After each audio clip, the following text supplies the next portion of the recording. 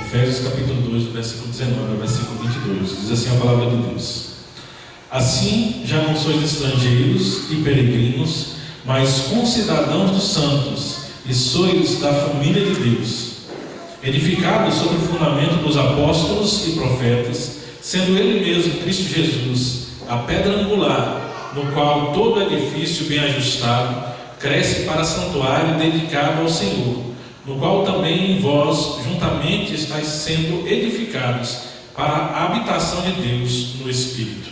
Nós vamos orar nesse momento. Senhor Deus e Pai, nós te agradecemos, Senhor, por estarmos aqui reunidos em Teu nome, Pai. Nós te agradecemos por tudo que o Senhor tem feito por nós. Nós te agradecemos por podermos, ainda que em número reduzido, estar cultuando ao Senhor nesta noite, Senhor. Nós te agradecemos pelos livramentos que o Senhor nos tem dado e te agradecemos pela Tua palavra que foi lida, Senhor. E assim nós pedimos que o Senhor nos ilumine para que possamos compreender a Tua palavra, nos dando entendimento e sabedoria vindo de Ti, Senhor, para que possamos compreender tudo aquilo que o Teu apóstolo deixa registrado para a instrução da Tua igreja. Nós te pedimos, Pai, que o Senhor esteja nos livrando desses males que têm assolado a humanidade. Nós pedimos que o Senhor esteja dando sabedoria aos governantes e todos aqueles que têm vivido e enfrentado essa doença.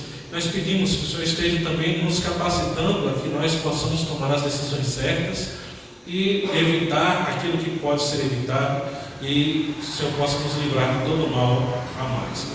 Em nome de Jesus Cristo, nós lhe pedimos e agradecemos. Amém.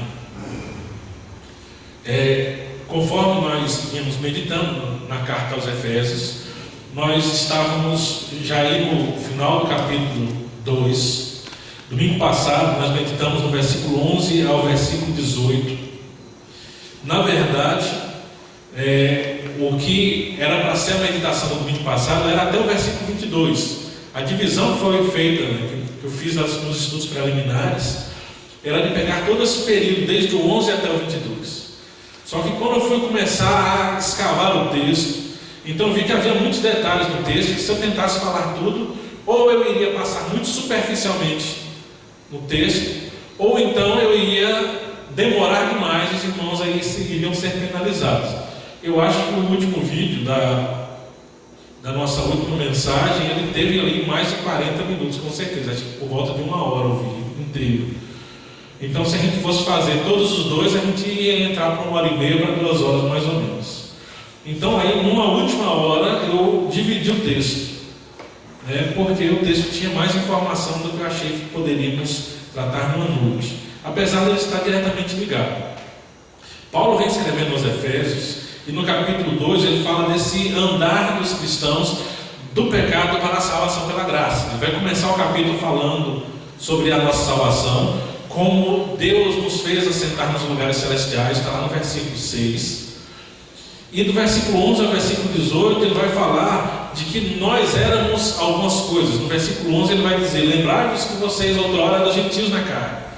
E a listagem é bem grande, separados da comunidade, alheios às promessas, longe das alianças. E ele vai dizer todo aquilo que os gentios já se reconheciam como o povo que agora estava se achegando a Deus.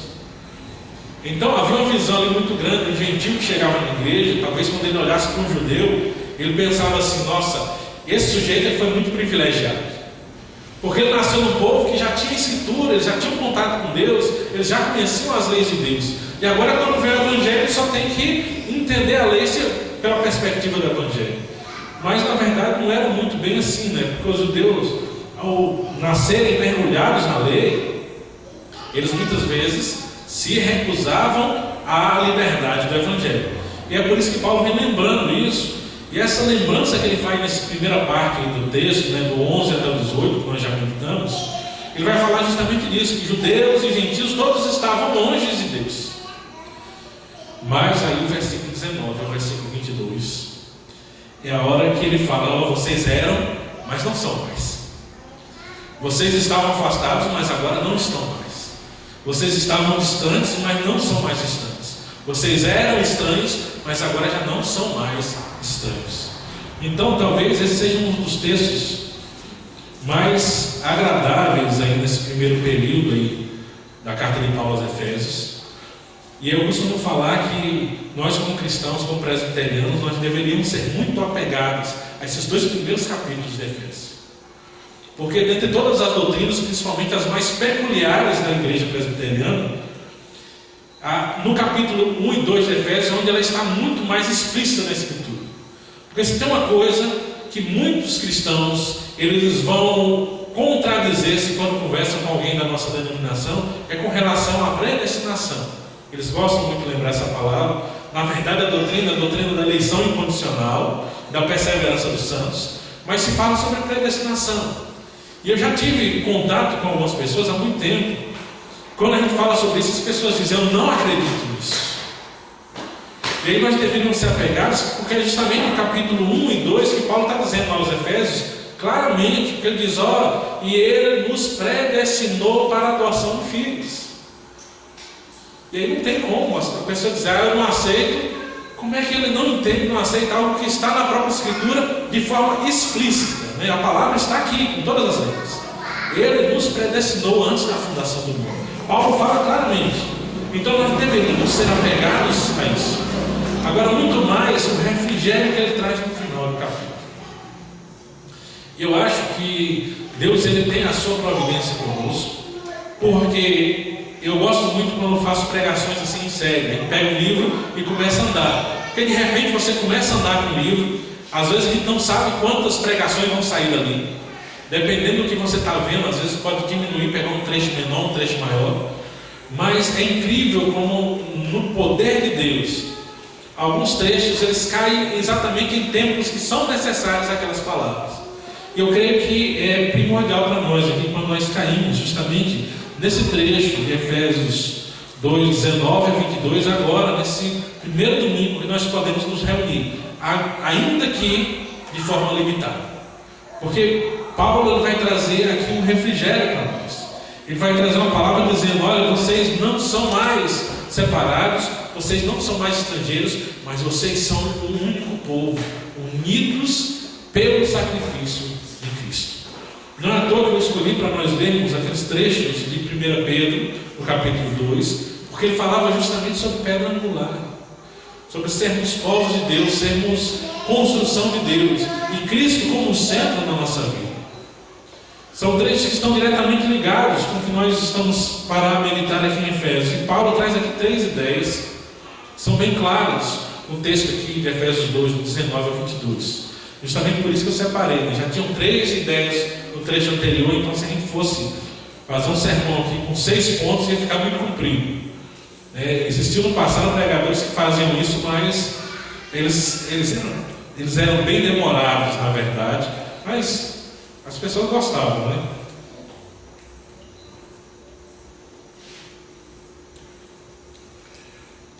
Mas o ponto principal que essas 3 ideias que Paulo nos traz aqui é que nós estamos reunidos.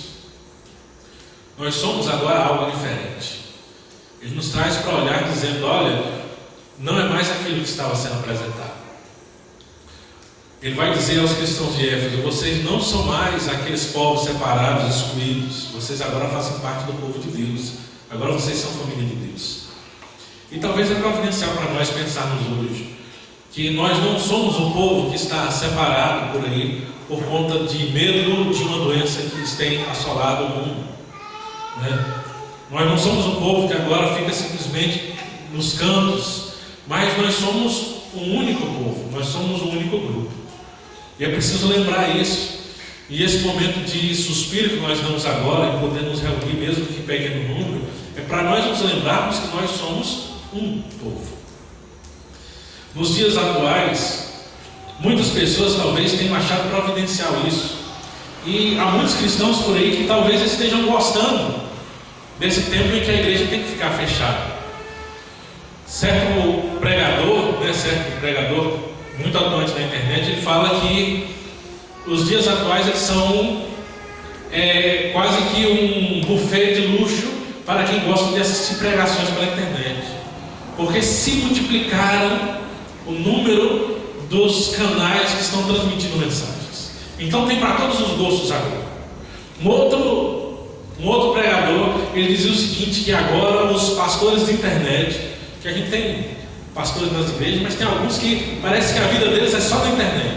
Ele diz: agora os pastores de internet, aquele pessoal que gosta de ficar trazendo mensagem com algumas heresias para poder chamar o povo, para juntar seguidores, devem estar desesperados, porque de uma hora para outra a internet ela se encheu de pastores comuns, simples, pregando sermões de verdade para as suas igrejas de verdade.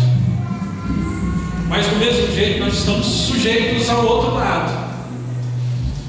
Alguma coisa que tem me dado muito medo, porque eu vi alguns sinais disso, são pessoas quererem fundar agora de repente igrejas online. Dizer: não, vamos fazer uma igreja online. Então a gente transmite uma pregação pela internet e as pessoas vão nos seguindo. A gente coloca lá no vídeo, no bate-papo, né, que o YouTube tem função para isso. A gente coloca lá um negócio onde o cara vai clicando lá e ele entra com o cartão de crédito da oferta e a gente vai fazer uma igreja online agora.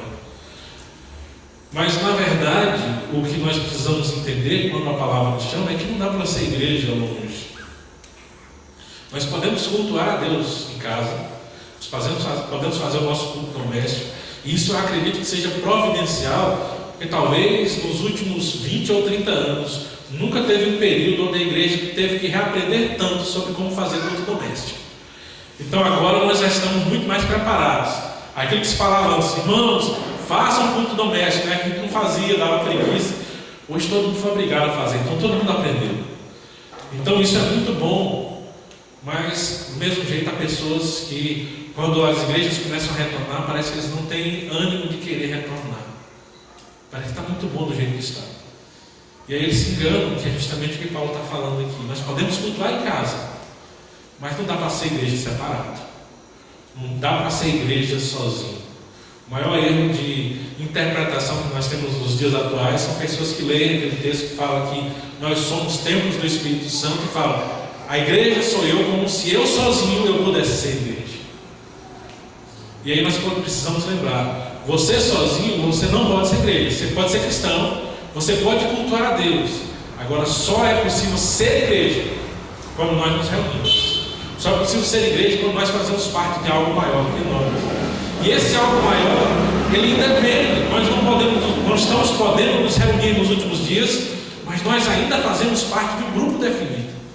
De pessoas que estão além dos seus lares e das suas paredes, além até mesmo dos seus bairros, e que fazem parte de uma só comunidade.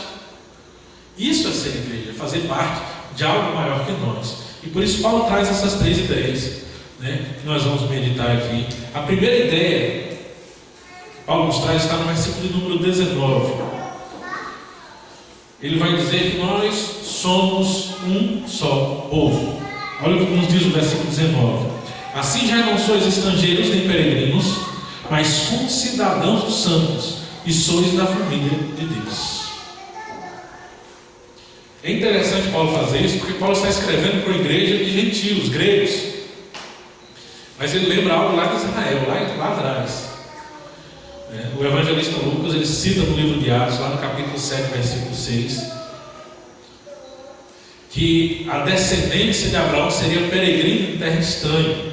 Lá no Atos 7, 6, ele vai dizer: falou Deus, a sua descendência será peregrino em terra estranha. E Lucas está citando um texto de Êxodo e de Gênesis. E também lá em Êxodo 2, 22, ele vai lembrar isso ao povo, que eles iriam peregrinar. Israel peregrinou por 40 anos. Foram 400 no Egito sendo peregrino em terra estranha, sendo estrangeiros. E é isso que Paulo está lembrando quando ele fala no versículo 19. Ele diz: olha, vocês não são mais estrangeiros e peregrinos. Vocês são agora concidadãos dos santos. E aqui que entra, para um cristão que morava na cidade de Éfeso, província romana, ele sabia muito bem o que era se tornar cidadão. Porque os romanos tinham algumas formas. Uma forma de se tornar cidadão era por nascimento. Se você nascia como filho de um cidadão romano, automaticamente você era cidadão romano. Mas tinha pessoas que não tinham nascido. O que é que eles faziam? Eles compravam o direito de cidadania. Um centurião ele fala para Paulo, e está admirado quando Paulo diz que era cidadão romano. Ele diz: eu paguei uma soma enorme de dinheiro para poder conseguir isso. Como é que você conseguiu? Paulo diz: não, eu sou por direito de nascimento. Os pais de Paulo tinham conseguido cidadania romana, e eles também eram cidadãos. E aí, falando a esses cristãos em Éfeso, ele diz: ó, vocês agora são concidadãos. Está dizendo, foi feito algo de grandioso, né? Em Jesus Cristo foi pago o preço, e agora vocês fazem parte da família, da cidadania, vocês agora fazem parte do povo, vocês já não são mais estrangeiros e peregrinos. É interessante pensar isso, porque quando nós vamos lá para Pedro, próximo de onde nós lemos, Pedro fala de novo que a gente é estrangeiro e peregrino. Só que Pedro está pegando uma perspectiva diferente de Paulo. Pedro diz que nós somos estrangeiros no mundo, mas Paulo está dizendo que eu não sou mais estrangeiro na igreja. E esse chamado é para nós lembrarmos, quando nós aceitamos Jesus Cristo, quando Ele envolve a nossa vida, quando nós tomamos posse do seu sacrifício, quando o Espírito toca o nosso coração e move o nosso querer, nós deixamos de ser quem nós éramos. Nós não somos mais lá de fora. Agora nós fazemos parte de um povo exclusivo, né? Por isso lá na Escritura vai dizer, vós porém sois raça eleita, sacerdócio real, nação santa e povo de propriedade exclusiva de Deus. Então nós agora somos povo, mas Paulo ele não deixa só no povo. Eles entenderam, então agora nós temos a cidadania, mas Paulo expande e ele vai dizer ainda no versículo 19, sois da família de Deus. Às vezes eu me pergunto, e é uma pergunta que eu transfiro também para os irmãos, será quantas vezes nós nos lembramos o porquê que nós nos chamamos irmãos? Às vezes parece tão comum, a gente começa a usar tão assim a palavra, que nós nos esquecemos do significado básico dela. Quando se usa o termo, o título, é justamente porque a palavra nos diz que nós somos feitos famílias de Deus. Nós somos irmãos em Cristo. O nosso relacionamento está circundado por Ele. Nós somos parte agora, mas muitas vezes nós nos esquecemos disso, porque ao nos relacionarmos uns com os outros, nós não nos tratamos muitas vezes como irmãos. Então Paulo ele vem nos lembrar isso, vocês não são mais separados, não são mais estrangeiros. E era preciso nós nos lembrarmos disso, especialmente agora que nós estamos distantes.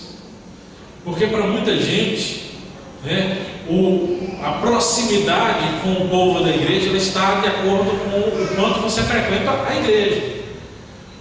Então tem gente que ele já começa a vir, ele começa a frequentar os trabalhos, e às vezes ele já se acha crente antes mesmo de fazer qualquer coisa.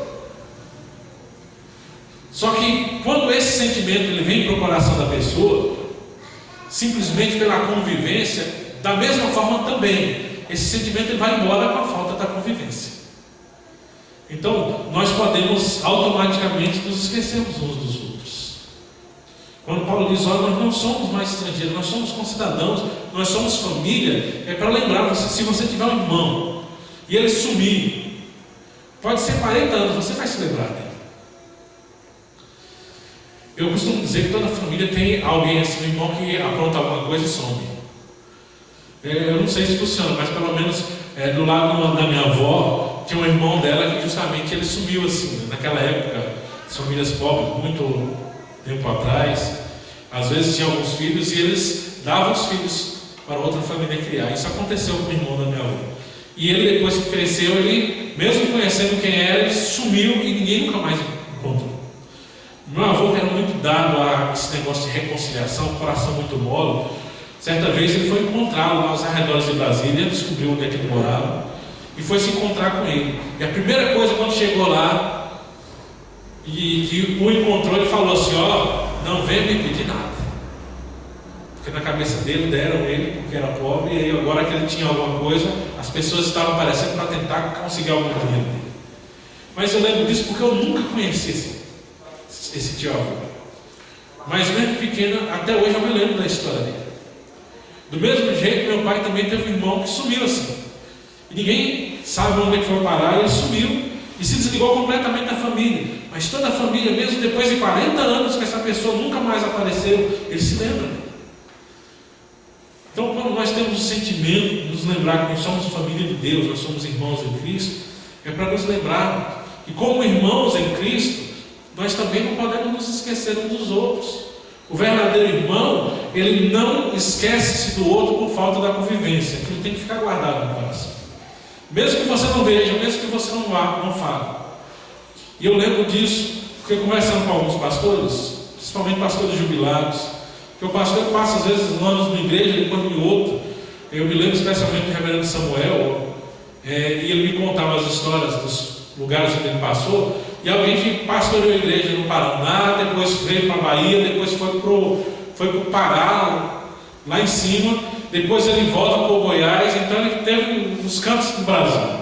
E ele conta a história e se lembra de todos os lugares, das pessoas com quem ele conviveu. Vez por outra ele sai de férias e aí ele passa naqueles lugares onde ele pastoreou e os irmãos mais velhos não recebem porque se lembram dele. Eu me lembro quando na Lapa chegava um pastor que tinha estado lá no começo pastoreando a igreja e os irmãos mais velhos se lembravam dele e ele conversava, se lembrava das histórias antigas. Isso é o quê? Isso é irmandade. São coisas que ficam guardadas. Não é como alguém que a gente conhece na escola, no ambiente de trabalho, e aí você se afasta 5 anos da pessoa e fala: eu lembro que eu trabalhei com fulano ontem. Não, são relacionamentos que criam vínculos. Por isso Paulo diz: nós somos família de Deus. O segundo passo que Paulo nos dá aqui: se nós somos família de Deus, nós não somos mais estrangeiros e peregrinos, agora nós somos transformados em Cristo, que é o ponto central. Versículos 20 e 21, ele vai dizer: edificado sobre o fundamento dos apóstolos e profetas, sendo ele mesmo, Cristo Jesus, a pedra angular, na qual todo edifício bem ajustado cresce para santuário dedicado ao Senhor. Então ele vai dizer: quando nós somos feitos família, agora nós vamos ser edificados. Porque Paulo ele pula da metáfora da família para a construção. Então ele pula da conversão agora para a santificação. Você aceita Jesus Cristo, agora você entra na igreja, o que é que acontece? Agora é hora de ser edificado. Agora edificado em quê? Edificado em Cristo. Paulo vai dizer no versículo 20: nós somos edificados sobre o fundamento dos apóstolos e profetas. Aqui eu tenho que lembrar, todos os comentaristas, quando ele fala a respeito de profetas, eles vão chegar à conclusão, os mais consultados, eles vão dizer que esses profetas se referem aos profetas do Novo Testamento, por causa da forma como foi colocado. O profeta foi colocado depois de apóstolo, e existia o ofício profético no Novo Testamento, no tempo de Atos ali, no tempo de Paulo. Mas eu não posso deixar de pensar aqui sobre os profetas do Antigo Testamento também, porque se ele fala sobre fundamento, o fundamento da igreja é Antigo e Novo Testamento. O texto que os comentaristas falam, eles vão nos levar para Apocalipse, e lá em Apocalipse ele vai descrever a cidade de Nova Jerusalém, e dizer que ela tem 12 fundamentos, e sobre esses fundamentos está o nome dos 12 apóstolos. Então são os apóstolos o fundamento da igreja. Mas se você seguir o texto um pouquinho, além do que ele cita, você vai ver que também tem 12 portas, e sobre cada uma das 12 portas tem o nome de uma das 12 tribos de Israel. E João é claro quando ele fala sobre a visão do trono, quando ele vê 24 anciãos, que se trata da igreja do Antigo e do Novo Testamento. São os 12 patriarcas, 12 tribos e os 12 apóstolos. Antigo e Novo Testamento se unem. Por quê? Porque todos são salvos do mesmo jeito. Então não posso deixar de pensar nos profetas do Antigo Testamento, porque nós somos fundados sobre esse ensinamento. Mas o fundamento principal não são os apóstolos. Os apóstolos, eles lançam o alicerce, mas a pedra principal angular, na qual tudo está ligado, é Jesus Cristo. E aí nós vamos ver, se a gente pega as profecias do Antigo Testamento, elas apontavam para Cristo. As palavras dos apóstolos do Novo Testamento apontam para Cristo. O Novo Testamento é o ensino dos apóstolos. Os evangelhos, contados ali, ou por apóstolos que viram diretamente Jesus Cristo, ou então por alguém que ouviu do apóstolo. Ele pega, por exemplo, Marcos. Marcos ele não era apóstolo, mas ele escreve as memórias de Pedro. A perspectiva dele é a perspectiva de Pedro. Então ele ouve de Pedro e registra o evangelho de Marcos. Lucas ele vai escrever depois de tudo isso, e ele baseia a sua pesquisa justamente nos relatos escritos dos apóstolos. Por isso que Lucas é um pouco mais comprido. Então ele vai usar Mateus e Marcos como base e vai expandir aquilo ali com o que ele tem documentado. Então, é a visão dos apóstolos. As cartas são os ensinamentos dos apóstolos. São todos aqui. Então o Novo Testamento ele é a base dos apóstolos, mas eles constroem isso em cima da pessoa de Cristo. Então nós somos edificados em Cristo. Cristo é o central. E muitas vezes nós fugimos disso quando falamos de relacionamentos. Porque quantas vezes nós somos levados a pensar ou revisar a nossa vida de acordo com a nossa convivência com os irmãos, as nossas dificuldades, e aí a gente começa a pensar: eu preciso aprender a lidar, conviver com fulano, eu tenho que aprender isso, aquilo, e nós focamos no nosso relacionamento com os outros. Mas a palavra ela vai trazer para nós que se o nosso relacionamento com Cristo ele for pleno, automaticamente o nosso relacionamento com os outros ele vai ser ajustado. Por quê? Porque Cristo é o ponto central. Nós somos trazidos como família de Deus, como povo exclusivo, e ele diz: agora vocês são edificados sobre um fundamento, mas a pedra angular desse fundamento é Cristo. Ele é o central. É nele que nós precisamos estar. E aqui eu não posso deixar de aproveitar a metáfora de construção que Paulo utiliza para lembrar, quando a gente pensa sobre construção.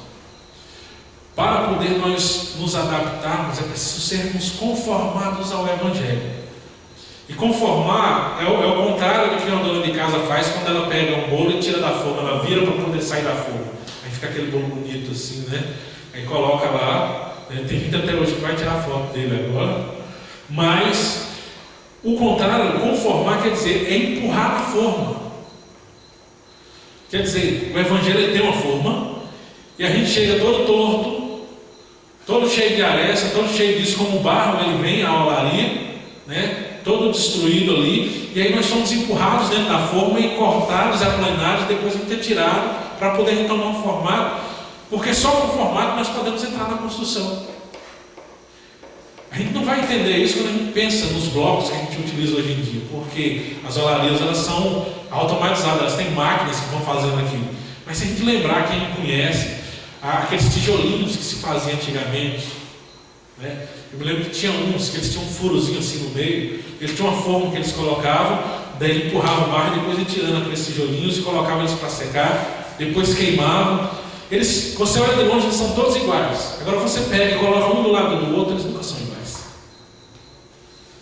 Ele vai mudar a cor, ele vai mudar as rachaduras, às vezes a secagem faz ele entortar um pouquinho, mas todos são parecidos, eles todos vão se encaixar na construção, mas eles nunca são exatamente iguais.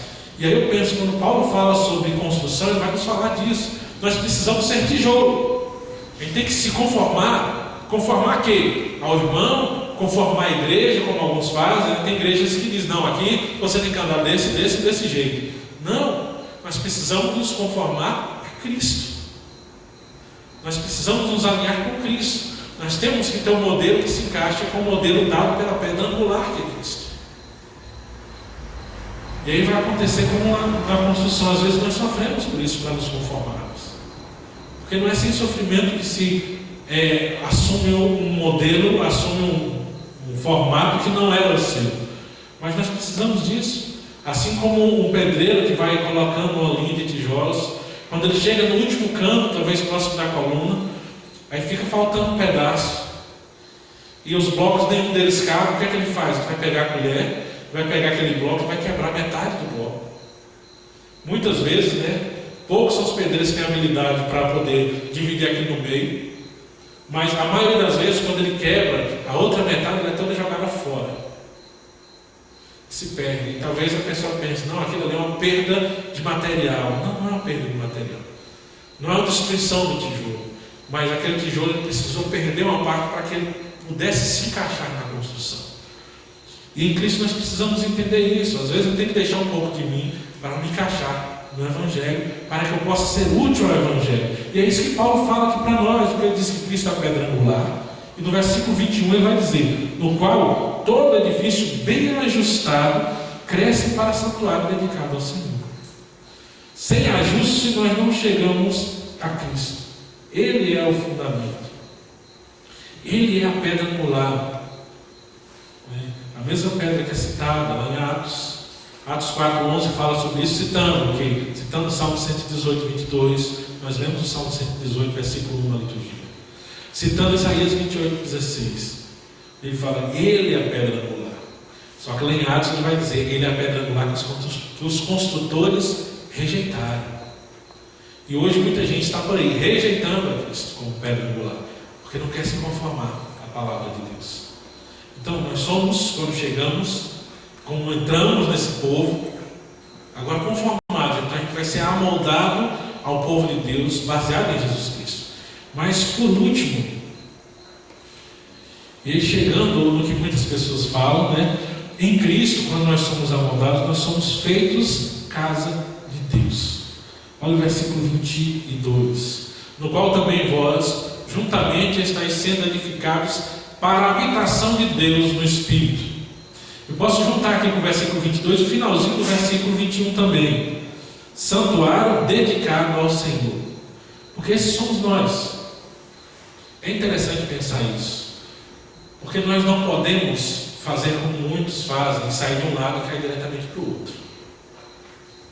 Nós temos prazer em buscar nos reunir como igreja.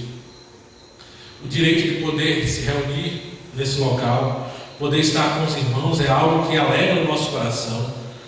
Mas a gente tem que entender que Deus ele não habita nessa construção. E talvez aqui seja um dos pontos pelo que Paulo ele traz tudo isso. Porque Efésios, a cidade, ela abrigava uma das 7 maravilhas do mundo, que era o templo da deusa Diana. O grande templo, ele foi queimado as 2 vezes, cada vez aumentou mais. Ele chegou ao ponto, considerado uma das 7 maravilhas do mundo, junto com as pirâmides do Egito, os jardins suspensos da Babilônia e outras coisas mais. Então, a gente entende que é uma construção magnífica. E assim como o templo de Israel, que tinha um Santo dos Santos, o templo da deusa Diana, ele tinha também um local que era considerado quase que um Santo dos Santos. Porque eles construíram um templo, porque caiu um meteorito na região, e esse meteorito, ele era considerado a imagem da deusa mandada para a terra. A gente não sabe ao certo, que nenhum comentarista ele consegue precisar, porque o templo foi destruído antes da Era Moderna. Mas o meteorito que caiu, como ele ficou, ele se parecia muito com a imagem da deusa, ou fez lembrar, assim como de vez em quando a gente vê alguém vendo a cara de Jesus Cristo em algum lugar por aí, e aí de repente o povo começa a fazer algum tipo de procissão ou romaria.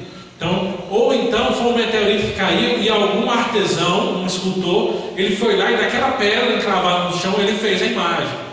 A gente não sabe qual das 2 coisas aconteceu, mas eles consideravam que aquela imagem que estava ali foi mandada pela deusa do céu para a terra. Então ela ficava num ponto central, um lugar mais santo do que os outros, e todos iam ali para buscar contato com Deus.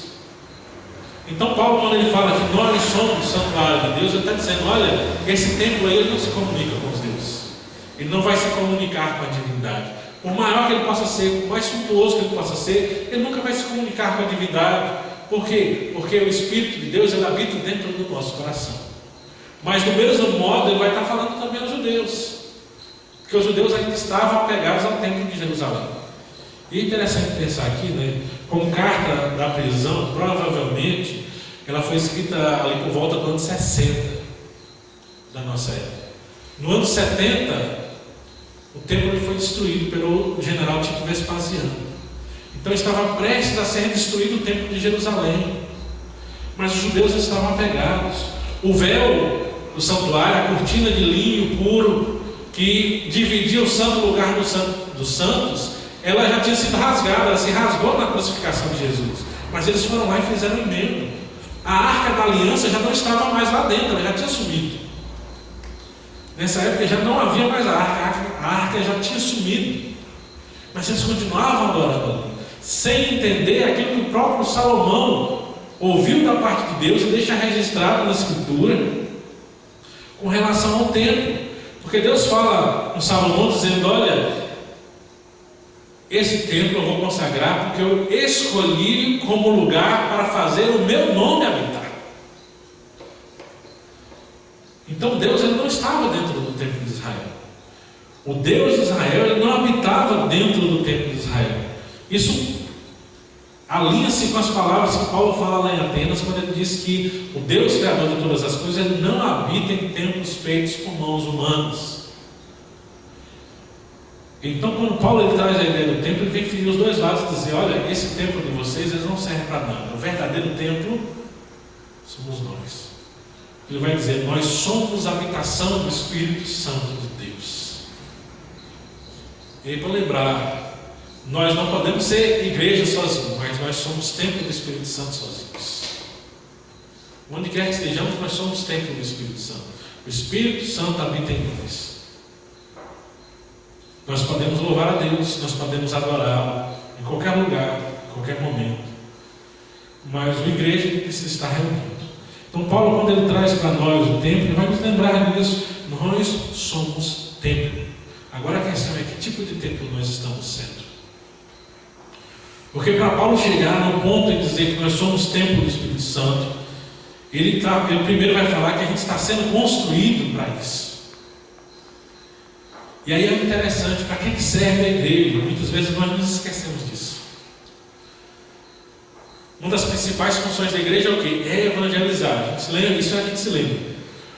Mas para que serve a igreja? Qual a função? A gente evangeliza e pronto? Não. A função de evangelizar está diretamente ligada ao discipular. Ele não falou fazei membros, ele disse fazei discípulos. E aí que entra, a função da igreja é construir o templo do Espírito Santo naqueles que entregam o seu coração a Jesus. É na igreja que nós aprendemos a como andar como servos de Deus. É a igreja que nos conduz, é a igreja que nos ensina. A igreja é, na verdade, a função dela é ser a forma, a prensa, que vai nos colocar no formato em que nós podemos ser encaixados no reino de Deus. Então a igreja é o artesão, é o artífice que vai nos moldar. A gente chega a pedra bruta e aqui é que os pedaços vão sendo tirados para nós nos tornarmos escultura. Nós chegamos o barro informe e aqui nós somos colocados na forma para nos tornarmos tijolos que podem participar da obra e ser construídos na obra de Deus. A função da igreja é justamente essa: sermos construídos para quê? Para que possamos ser templo do Espírito Santo. Porque quando nós conseguimos isso, e isso é um processo de santificação, a gente já começa a ser templo, mas todo templo, ele, na construção, ele não é construído no mesmo dia. É interessante, quando Jesus estava com seus discípulos, aquela cena bem conhecida, onde ele fala, onde os discípulos vão mostrando para ele as pedras, dizendo: olha essas pedras como são grandes. Ele fala: eu vou destruir e construir o templo em 3 dias. Ele se referia ao seu corpo na construção, mas ali o templo ele estava sendo construído, a obra ainda estava em andamento. Os judeus eles estavam louvando ali, eles faziam seus cultos ali, mas ainda estava em andamento a obra. E esse precisamente somos nós. A gente já está aqui, o Espírito Santo já está habitando. Mas como alguém que começa a construir, sabe, o sujeito às vezes ele está apressado, ele começa a construir, ele já faz logo um quarto, um banheiro, ele começa a morar lá dentro, depois ele vai aumentando e vai terminando o projeto. Assim somos nós. Quando o primeiro quartinho ali está pronto, o Espírito Santo já vai morar. Só que a gente vai deixar o Espírito Santo no quartinho, sem janela, ou nós vamos continuar construindo para sermos a habitação realmente, a habitação digna para o Espírito Santo de Deus. É isso que Paulo nos chama a ser. Nós estamos sendo construídos. E sermos construídos, ele vai interferir e vai influenciar diretamente a forma como nós nos entendemos e entendemos a igreja de Deus. Então, para nós, nesse tempo em que podemos ter mais algum contato, uma pequena abertura é dada, nós rogamos e oramos a Deus que os irmãos se lembrem sempre nas suas orações de que aquilo que é aberto hoje, a permissão que nós temos hoje de poder nos reunir, que não chegue a situação que isso seja tirado de novo, mas sempre orar pedindo a Deus para que mais e mais possa ser liberado, possa ser expandido, para que possamos voltar a nos relacionarmos, a congregar de forma como era também, e poder desfrutar da presença uns dos outros. Mas quando nós somos templos construídos, nós chegamos ao momento em que temos algo realmente de concreto, algo de oferecer como templo do Espírito Santo, um entendimento jamais abalizado. Aí qualquer lugar onde a gente estivesse, nós fomos colocados para longe da igreja, nós começamos a igreja.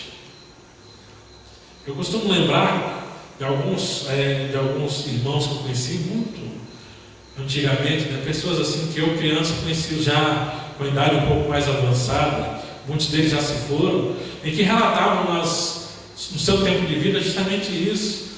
Pessoas que eram mudadas, iam para um determinado local porque tinha que ir por causa do trabalho ou alguma coisa, e chegava lá, não tinha uma igreja. Ele falava, cheguei no lugar, não tinha uma igreja presbiteriana. Meu pai foi exemplo disso. Ele, quando chegou na Lapa, não tinha igreja presbiteriana. Ele teve que congregar por meses na igreja batista. Aí ele contava que era interessante, que os irmãos recebiam ele congregava, até dar a oportunidade para ele dar aula na escola que eles davam, mas não dava a ceia para ele, porque ele não era batizado nas águas, então não dava a ceia.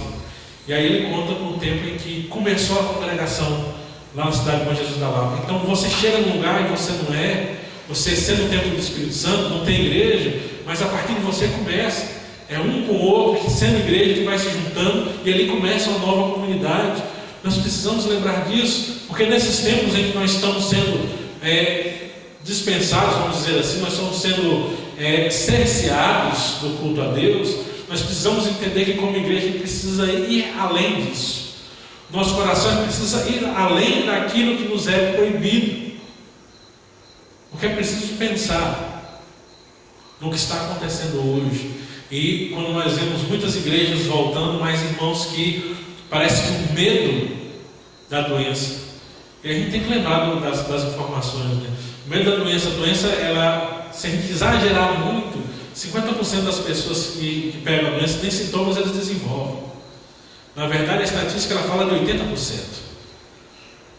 A mortalidade é de 3, 4 ou 5%, quer dizer, 5 pessoas a cada 100. E isso com problemas predispostos. Mas são detalhes que a pessoa às vezes fica com medo tão grande que o medo é maior do que a vontade de cultuar a Deus, de congregar. Isso eu falo porque eu tive vários exemplos de pessoas que ficaram com medo. Eu tive notícias de pastores falando sobre membros da igreja que a igreja tem a permissão para voltar, e aí todo mundo para e diz, não, vamos voltar ainda, deixa as coisas acalmarem mais um pouco. E esse tipo de coisa me preocupa. Me preocupa porque será que hoje, com os crentes de hoje, se nós entrássemos num momento de perseguição como foi no primeiro século, como a igreja passa na China ou na Coreia, será se o número que tem, pelo menos metade, ficaria na igreja? E às vezes eu olho com temor de que o número que ficaria seria muito menos do que isso. Por quê? Porque nós precisamos nos construir como um templo do Espírito Santo. Porque há muita gente que chega ali e fica só na partinha. Ele não anda, ele não avança. E Paulo está chamando a atenção aqui, dizendo, olha, vocês cristãos de Éfeso, vocês no tempo passado, vocês eram estrangeiros. No tempo passado vocês eram peregrinos, né? Vocês estavam de passagem. Mas agora não, agora vocês são povo de Deus. Vocês são edificados no Espírito Santo. Então não tem mais aquele negócio de dizer, isso eu ainda não aprendi, isso eu não posso. Nós somos povo de Deus. Nós precisamos agir como um povo de Deus. Nós precisamos ser construídos no santuário do Espírito Santo. Nós precisamos espiritualmente evoluir para que o Espírito tenha morada, e não só o lugar onde ficar, mas qualquer outro lugar. E para poder nós entendermos, eu quero terminar aqui com uma ilustração, que é a ilustração do reverendo Davi Charles Gomes. Eu gosto muito das ilustrações dele, porque ele conta as histórias da infância dele, e como ele era um menino muito, não vou dizer assim, muito atentado, então temos histórias muito interessantes. Ele conta que ele era pequeno, né? O pai dele, falou o nome do velho, né? O pai dele, ele se casou com uma cidadã americana. Então era meio misturado em casa, e eles moraram muito tempo nos Estados Unidos. Então ele, criança, 8, 9 anos, o português dele era ruim, porque ele ouvia muito inglês, então ele falava inglês, mas o português dele era carregado de sotaque. E ele disse que na rua, ele falando, os meninos começaram a gozar dele. E aí ele, irado, ele foi lá e começou a brigar. Ele disse, sai na briga mesmo, porrada com os meninos. Está na briga lá. Aí de repente ele parou a briga, porque ele pensou assim, peraí, eu sou crente? Eu não sou crente. Ele parou a briga e foi para dentro. Chegou lá na mãe dele, a mãe estava na cozinha, mãe,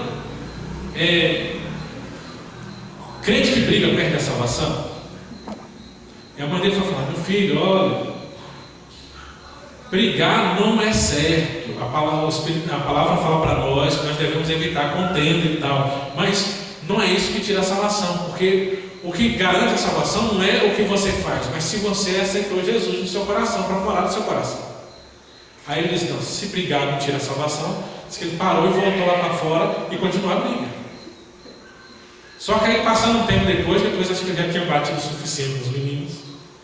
Aí ele volta porque a curiosidade bateu mais uma vez. Ele chega e pergunta para a mãe, e como é que faz para poder ter Jesus no coração?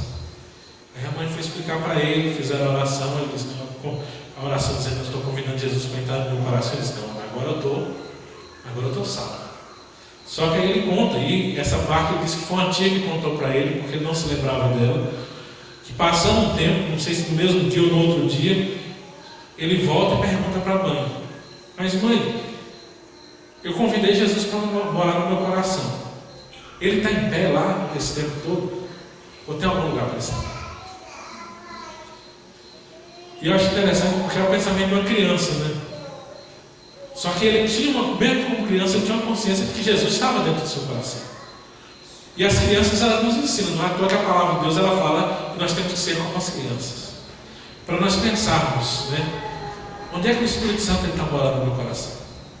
Porque às vezes nós esprememos a morada do Espírito, a morada de Cristo ali, entre um desejo meu e outro, entre um amor e outro, né? Entre uma vontade e outra, e tem aquele cantinho, e de repente, na hora do culto doméstico, ou quando eu vou para a igreja, eu digo, não, agora é hora de tirar aqui, abrir essa porta, é hora de Jesus entrar, e aí eu vou e haja a vida, depois eu volto tranquilo de novo lá dentro. Né? Aquela que eu não estou falando de quarto de verdade, no sentido de que muitas vezes ele não está na plenitude, ele não está tomando conta de tudo, porque a gente não reformou a nossa vida ainda, não transformou para que ele possa habitar em todos os lugares. A gente ainda está deixando ele lá, no quartinho lá do fundo, que é o quartinho da religião. Paulo chama isso, nos construirmos como povo de Deus. E nos construir como povo de Deus, nada do que está acontecendo ele poderá nos abalar. Porque quando nós somos a habitação do Espírito Santo, as pessoas podem até tirar a nossa liberdade, mas nunca tirarão o Espírito do nosso coração. Que o Senhor possa nos abençoar e acrescentar os nossos corações em Sua palavra, nos ensinando a lembrar-nos sempre disso. E nesses dias, anseiar pelo retorno à comunhão com os irmãos. Que isso nunca fuja do nosso coração, que a gente sempre esteja assim. Nesse tempo voltando sempre ansioso, não descansado, mas ansioso por retornar e poder louvar a Deus plenamente junto com os irmãos. E nunca nos conformemos em ficarmos trancados, porque nem mesmo as igrejas perseguidas, elas se conformam em ficar trancadas. Elas sempre vão fazer alguma coisa, elas buscam. E por isso elas eram perseguidas. E nós, numa situação tão calma como nós estamos vivendo, não deixemos o temor tomar conta do nosso coração, porque maior é o que está em nós do que aquele que está no mundo. Vamos orar. Senhor Deus e Pai, nós te agradecemos, Senhor, por estarmos aqui reunidos mais uma vez. Nós te agradecemos pela Tua palavra, Senhor, e pedimos que a Tua palavra ela possa inflamar os nossos corações, Pai, para que não deixemos a chama, Senhor, da Tua palavra, do congregar, de ser igreja, Senhor, de estarmos juntos e louvarmos ao Senhor juntos. Ela se apague no nosso coração, Pai, mas que ela possa ser reavivada dia após dia. O Senhor esteja conosco, nos abençoe, nos leve aos nossos lares, debaixo do Teu paterno cuidado. Esteja conosco, nos guiando e abençoando a Tua igreja para que possamos atravessar esse momento de dificuldade, porque nós cremos que, assim como na Escritura, o Senhor está no barco junto conosco. Então, Senhor, nos abençoe e nos guarde. Em nome de Jesus Cristo, Seu Filho amado, que pedimos e agradecemos. Amém.